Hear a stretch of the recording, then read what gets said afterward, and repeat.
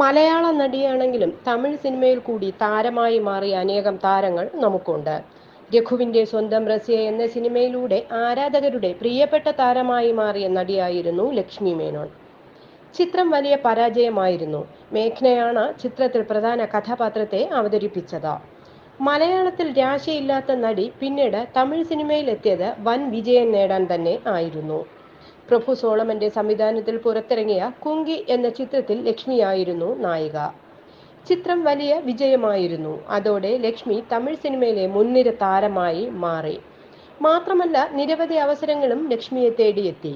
കുങ്കി, സുന്ദരപാണ്ഡ്യൻ, കുട്ടിപ്പുലി, ജിഗർതണ്ട, മഞ്ചപ്പൈ, കൊമ്പൻ റക്കൈ, വേതാളം അങ്ങനെ നിരവധി ഹിറ്റ് സിനിമകൾ താരം അഭിനയിച്ചു.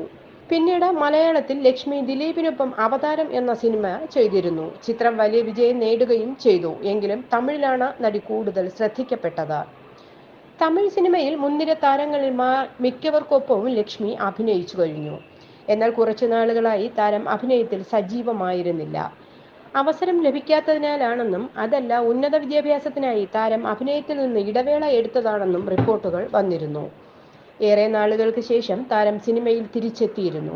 വൻ ഹിറ്റ് സിനിമയായിരുന്ന ചന്ദ്രമുഖി 2-ലാണ് താരം ഇപ്പോൾ അഭിനയിക്കുന്നത്. എന്നാൽ ഇപ്പോഴിതാ താരത്തിനെ പറ്റി മറ്റൊരു റിപ്പോർട്ടാണ് പുറത്തു വരുന്നത്. താരം വിവാഹം കഴിക്കാൻ പോവുകയാണെന്നും വരൻ തമിഴിലെ മുൻനിര താരമായ വിശാലാണെന്നും ഇപ്പോൾ തെന്നിന്ത്യൻ മാധ്യമങ്ങളിൽ നിറയുകയാണ്. എന്നാൽ ഇരുവരും വാർത്തയെപ്പറ്റി പ്രതികരിച്ചിട്ടില്ല. വെറും 27കാരിയാണ് ലക്ഷ്മി. എന്നാൽ വിശാലിനിപ്പോൾ 45 വയസ്സാണ് പ്രായം. മുൻപ് പാണ്ടിനാട് എന്ന സിനിമയിൽ ഇരുവരും ഒന്നിച്ച് അഭിനയിച്ചിരുന്നു. ആ സമയത്ത് നിരവധി ഗോസിപ്പുകൾ ഇവരുടെ പേരിൽ വന്നിരുന്നു. നടൻ വിശാൽ തെലുങ്ക് നടി അനിഷ അല്ലരഡിയുമായി പ്രണയത്തിലായിരുന്നു. മാത്രമല്ല വിവാഹവും ഉറപ്പിച്ചിരുന്നു. എന്നാൽ പിന്നീട് ഇരുവരും വേർപിരിഞ്ഞു. അയോഗ്യ എന്ന ചിത്രത്തിന്റെ സമയത്താണ് അനീഷയും വിശാലും പരിചയപ്പെടുന്നത്. പിന്നീട് പ്രണയത്തിലാവുകയും വിവാഹ നിശ്ചയം നടത്തുകയും ആയിരുന്നു. എന്നാൽ ഏറെ താമസിയാതെ ഇവർ പിരിഞ്ഞു.